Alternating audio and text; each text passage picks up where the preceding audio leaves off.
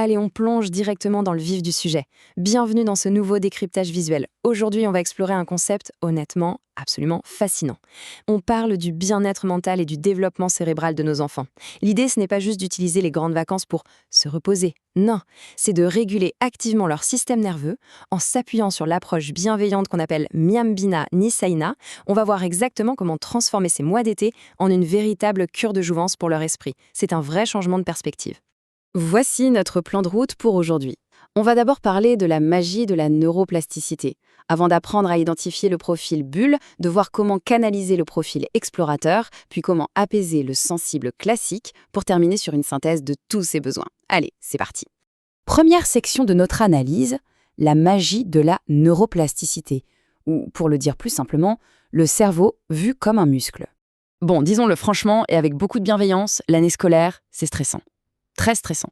Les contraintes, le bruit constant, les attentes, tout ça pèse énormément sur le système nerveux des enfants. L'été, c'est vraiment l'antidote parfait. En fait, pour l'expliquer simplement, imaginez que le cerveau est un super muscle. Pendant l'école, certaines parties de ce muscle ont travaillé à fond, voire carrément un peu trop, alors que d'autres sont restées complètement sur la touche. Eh bien, la neuroplasticité, c'est justement cette capacité d'un quel cerveau à se remodeler en permanence et à créer de nouveaux chemins. L'objectif, pendant les vacances, c'est d'entraîner intentionnellement ces zones stressées pour qu'elles relâchent la pression, tout en stimulant celles qui vont ramener de la joie et de la régulation. C'est une vraie remise à zéro. On passe à notre deuxième partie, l'identification du profil bulle et son fameux besoin de retrait, qu'on associe à l'hypoactivation. Ce qu'il faut vraiment comprendre ici, c'est que ce tout premier profil neurologique est en hypoactivation. En gros, il a un besoin vital de se mettre en retrait. C'est un cerveau qui a littéralement cramé une énergie folle toute l'année scolaire, juste pour survivre et tolérer un monde ultra bruyant. Du coup, la meilleure image pour visualiser ce profil, c'est celle d'une petite tortue. Face à l'épuisement ou au vacarme d'une cour de récré, cette petite tortue fait le seul truc logique. Elle rentre la tête et se planque bien au chaud dans sa carapace pour se sentir en sécurité. Et c'est un mécanisme de défense totalement naturel et même hyper sain. Alors, concrètement, comment on repère une petite tortue au quotidien ? Il y a des indices qui ne trompent pas. Si en fin de journée, un enfant semble totalement vidé de son énergie, s'il fuit systématiquement les grands rassemblements où ça crie dans tous les sens, ou s'il se réfugie dans un silence de plomb à la moindre pression, ne cherchez pas plus loin, c'est très probablement un profil bulle. Faire un effort social, pour lui, c'est comme courir un marathon. Ça lui coûte une énergie monstre. Du coup, qu'est-ce qu'on fait l'été ? L'idée, ce n'est surtout pas de le laisser s'isoler complètement, mais plutôt de relancer la machine sociale en douceur, sans jamais forcer. Voici 3 tactiques qui marchent à tous les coups. 1. Privilégier les tête-à-tête, comme cuisiner ensemble ou faire une mini-rando. Zéro pression. 2. Proposer des projets artistiques en solo, parce que la créativité, c'est un super refuge sécurisant. Et 3. Des activités de groupe type scoutisme, oui, mais à condition que ce soit en tout petit comité et avec un rôle super bien défini, genre devenir le responsable officiel de la trousse de secours. Ça lui donne une utilité sociale forte sans déclencher son détecteur de danger interne, l'amygdale. Et neurologiquement parlant, c'est presque magique. Ces petites actions très précises vont venir stimuler l'ocytocine, qui est l'hormone de l'attachement, mais aussi la dopamine, via ce sentiment d'accomplissement. Le message envoyé au système nerveux profond, et notamment au système parasympathique dorsal, est clair comme de l'eau de roche. Tu peux sortir du mode survie, le monde extérieur est sûr. Ça l'aide à se détendre et à s'exprimer sans aucune crainte. Ce qui nous amène à notre troisième partie, canaliser le profil explorateur, qui est lui en pleine recherche de sensations, donc en hyperactivation. Alors là, on change complètement de registre, et je veux vraiment insister là-dessus, avec beaucoup d'empathie. Ce type de cerveau n'est pas défaillant, il n'est pas cassé, c'est juste un cerveau qui a l'impression d'étouffer dans la structure immobile de l'école classique. Fini la tortue, on a affaire à un vrai moteur à réaction. C'est un système nerveux qui carbure au mouvement, qui réclame des défis à corps et à cri, et qui a une soif inextinguible de nouveautés. Pour ce profil-là, l'immobilité, c'est littéralement son pire cauchemar. Pour le repérer, c'est généralement assez évident. Ce sont des enfants pour qui rester sagement assis sur une chaise pendant 8 heures relève de la torture pure et simple. Ça génère chez eux une frustration colossale. L'énergie déborde de partout, le corps exige de bouger et le cerveau agit comme un radar qui scanne en permanence la moindre petite nouveauté. C'est épuisant pour eux de devoir tout le temps se contenir. Le point crucial pour les vacances, c'est donc de créer des espaces pour laisser s'exprimer ce feu intérieur, tout en travaillant discrètement leur contrôle et leur patience. Voici 3 excellentes idées. D'abord, des sports très intenses mais qui exigent de la stratégie comme l'escalade ou les arts martiaux. Ensuite, les grands projets manuels, du style construire une vraie cabane au fond du jardin ou même apprendre à jouer de la batterie. Et enfin, des missions d'autonomie contrôlée où ils sont les chefs du projet, comme concevoir de A à Z une chasse au trésor pour toute la famille. Pourquoi ça fonctionne si bien?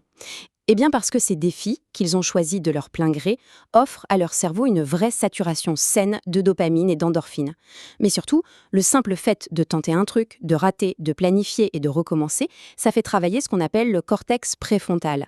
Et c'est justement la zone du cerveau qui gère le contrôle de soi. C'est un moyen redoutable et ludique d'apprendre à gérer la frustration sans partir au quart de tour. On passe à la quatrième partie de notre décryptage, apaiser le sensible classique, un profil dominé par l'hyper-empathie et une énorme vulnérabilité au stress. C'est un profil qui demande vraiment une attention particulière et une bonne dose de douceur. Si je devais utiliser une image, je dirais que ce cerveau est une véritable éponge émotionnelle. C'est magnifique parce que ce sont des enfants ultra empathiques qui ressentent profondément tout ce qui se passe autour d'eux. Le revers de la médaille, c'est qu'ils absorbent absolument toutes les tensions, toutes les attentes et tout le stress ambiant. Comment savoir si on a affaire à une éponge émotionnelle? Bien souvent, c'est l'enfant qui veut tellement être parfait pour faire plaisir aux autres. Il va se suradapter en permanence aux attentes des professeurs, des parents ou des copains. Sous cette façade d'élève parfait, il y a souvent une peur panique de l'échec, de la mauvaise note ou juste de décevoir. Le problème, c'est qu'en mesurant leur propre valeur uniquement par leur succès scolaire, ces enfants s'épuisent. Ils finissent l'année complètement saturés de cortisol, la fameuse hormone du stress. Pour ces enfants-là, le mot d'ordre absolu des vacances, c'est la déconnexion de la performance. Voici 3 pistes géniales pour ça. 1. Un contact massif et régulier avec la nature. Ça peut être jardiner, s'occuper d'un animal ou juste marcher pieds nus dans l'herbe. C'est hyper ancrant. 2. Des jeux qui n'impliquent aucune compétition, comme de grands puzzles, la lecture pour le plaisir pur ou du yoga pour enfants. Et 3. Tenir un petit carnet intime, un journal des émotions pour dessiner ou écrire avec une règle d'or. Aucun adulte n'a le droit de le lire, de le noter ou de le juger. C'est leur espace à eux, point final. Et c'est là qu'on observe un phénomène fascinant en neurobiologie. En évacuant toute notion de compétition, on provoque une chute brutale du niveau de cortisol. Le système parasympathique ventral prend le relais et bascule le corps entier en mode calme et repos. C'est absolument crucial car l'enfant intègre alors une leçon de vie majeure. Il réalise qu'il a une immense valeur pour ce qu'il est au fond de lui et non pas pour la note qu'elle rapporte sur un bulletin scolaire. 5e et dernière étape, la synthèse des besoins, avec notre petit tableau mémo pour bien tout récapituler. Comme on l'a promis au début, voici la synthèse pratique pour avoir une vue d'ensemble. Pour notre petite tortue, le profil bulle, le besoin c'est d'émerger de sa coquille à son rythme. L'outil clé, les projets en duo avec un rôle bien défini, ce qui va effacer son anxiété sociale. Ensuite, pour notre moteur à réaction, le profil explorateur, l'objectif est d'utiliser ce feu intérieur. On mise sur de grands défis manuels ou physiques et l'effet neuro, c'est de bétonner littéralement sa capacité de concentration et sa patience. Enfin, pour l'éponge émotionnelle, le sensible classique, il faut impérativement essorer tout ce stress accumulé. On privilégie la nature et zéro compétition pour faire chuter le cortisol et regonfler son estime personnelle. Ce qui nous amène à notre réflexion finale. Vous voyez, comprendre un peu de neuroplasticité, ça change vraiment la donne. Offrir de vraies bonnes vacances, ce n'est pas juste empiler des activités dans un agenda pour combler le vide. C'est réussir à identifier très précisément ce qui a manqué à l'enfant pendant ces 10 derniers mois. Alors, posez-vous la question. Quel espace bien spécifique allez-vous créer cet été pour permettre à ce petit cerveau unique de récupérer et de s'épanouir totalement? C'est une réflexion hyper puissante pour clore notre analyse d'aujourd'hui. Un grand merci